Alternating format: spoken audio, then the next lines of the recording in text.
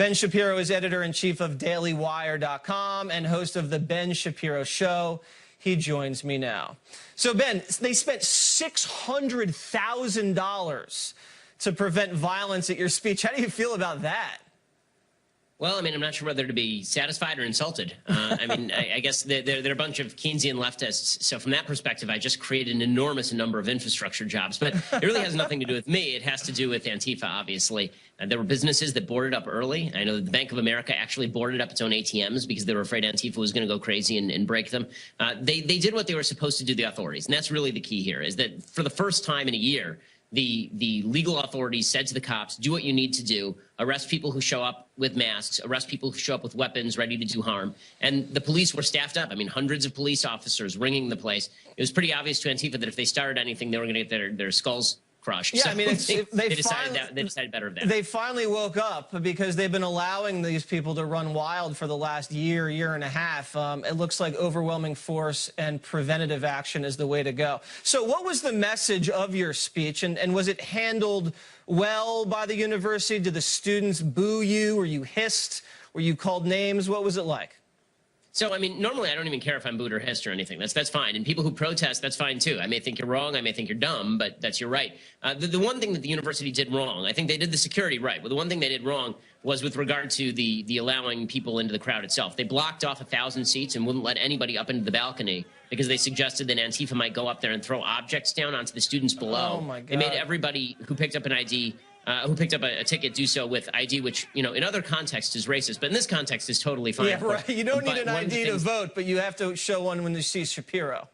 That's exactly right. And then there were a bunch of leftists who had bought tickets so that they wouldn't come, or who had reserved tickets so they wouldn't come. So we had all of these standby tickets available, and we had a line of like 200 people outside who wanted to come in. And instead of allowing that to happen, the authorities just grabbed the tickets and said nobody else gets in. Can I just explain to the audience who you are? Because a lot of these people don't understand. You know, Ben Shapiro he's not a provocateur. He's not some flamethrower. You're considered, I guess, a mainstream conservative intellectual, kind of a polemicist sometimes, but you're not one of these guys that, you know, goes out there and is mean-spirited and just, you know, throws haymakers at people to be mean.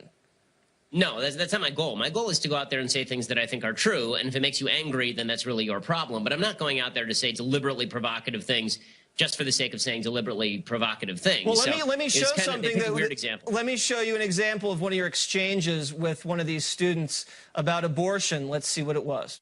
Why exactly do you think a first trimester fetus has moral value? Okay, so a first trimester fetus has moral value because whether you consider it a potential human life or a full-on human life, it has more value than just a cluster of cells. If left to its natural processes, it will grow into a baby. So the real question is, where do you draw the line? So you're going to draw the line at the heartbeat, because it's very hard to draw the line at the heartbeat. There are people who are adults who are alive because of a pacemaker. They need some sort of outside force generating their heartbeat. Okay, are you going to do it based on brain function? Okay, well, what about people who are in a coma? Should we just kill them?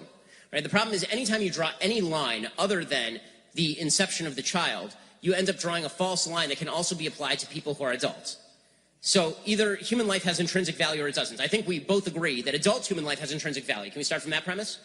I believe that sentience is what gives something moral value, not necessarily being a human alone. Okay, because when you're asleep, can I stab you?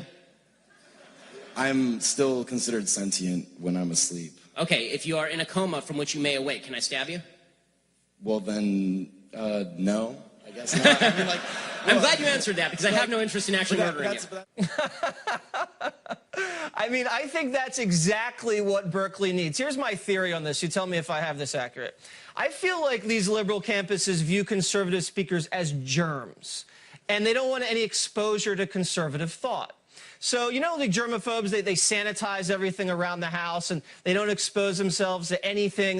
They might get the sniffles. So then when they're exposed to the smallest little germ, all hell breaks loose. They get sick, they riot, they burn things. So they're living in this cocoon, and they just can't handle conservatism because they've never been exposed to it. And that is exactly what you did. I thought that was a healthy, normal dialogue.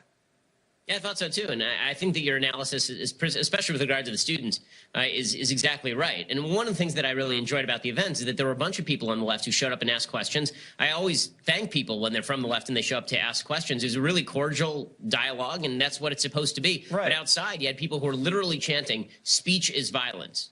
Okay, speech is not violence. That's the whole point here. Like, no one died because I spoke last night. It's totally insane. I want to show the audience, I think we have this. There's a poster about you that says, "Fascist intellectual thuggery in the service of the Trump-Pence fascist regime."